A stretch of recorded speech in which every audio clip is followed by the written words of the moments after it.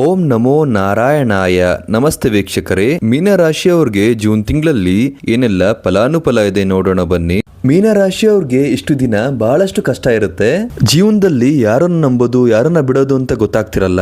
ನೀವು ಬೇರೆಯವ್ರಿಗೆ ಪಾಠಗಳನ್ನ ಕಲ್ಸಿರ್ತೀರಾ ಹಾಗೂ ನೀವು ಪಾಠಗಳನ್ನ ಕಲ್ತಿರ್ತೀರಾ. ನೀವು ಬೇರೆಯವ್ರನ್ನ ನೋಡಿ ಜಲಸಿ ಪಡಬಾರ್ದು, ಇದರಿಂದ ನಿಮ್ಗೆ ಕೆಟ್ಟದಾಗ್ತಿರುತ್ತೆ.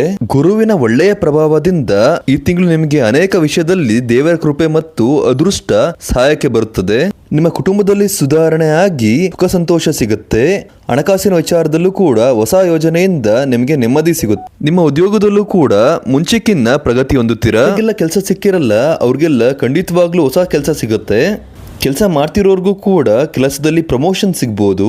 ಭೂಮಿ ವಿಚಾರದಲ್ಲೂ ಕೂಡ ಲಾಭ ಆಗತ್ತೆ. ಪಿತ್ರಾರ್ಜಿತ ಆಸ್ತಿ ಕೂಡ ಸಿಗುತ್ತೆ. ನಿಮ್ಮ ತಾಯಿ ಕಡೆಯಿಂದ ಕೂಡ ನಿಮ್ಗೆ ಗಿಫ್ಟ್ ಸಿಗ್ಬೋದು. ಹಳೆ ದ್ವೇಷ ರಿವೆಂಜ್ ನ ನೀವು ಬಿಡ್ಬೇಕಾಗತ್ತೆ, ಇಲ್ಲ ಅಂದ್ರೆ ನೀವೇ ಕಷ್ಟಕ್ಕೆ ಸಿಗಾಕೋತೀರಾ. ಜೂನ್ 20ರ ನಂತರ ನಿಮಗೆ ಬರಬಾರ್ದು ಕಷ್ಟ ಬರುತ್ತೆ. ಇದರಿಂದ ನೀವು ಚೇತರಿಸ್ಕೊಳ್ಳೋದು ಬಹಳಷ್ಟು ಕಷ್ಟ ಆಗತ್ತೆ. ಅದಕ್ಕೋಸ್ಕರ ನೀವು ತಾಳ್ಮೆಯಿಂದ ಇರಬೇಕಾಗತ್ತೆ. ಯಾವುದನ್ನು ಕೆಟ್ಟದನ್ನ ಮಾಡಬಾರ್ದು. ಎತ್ತರ ದಪ್ಪಗಿರೋ ವ್ಯಕ್ತಿಯಿಂದ ನಿಮ್ಗೆ ತೊಂದರೆ ಆಗ್ಬೋದು. ನಿಮ್ಮ ಹಿರಿಯರಿಗೆ ನೀವು ಸಹಾಯ ಮಾಡಿ. ವ್ಯಾಪಾರ ವ್ಯವಹಾರದಲ್ಲಿ ನಿಧಾನ ಪ್ರಗತಿ ಇದೆ.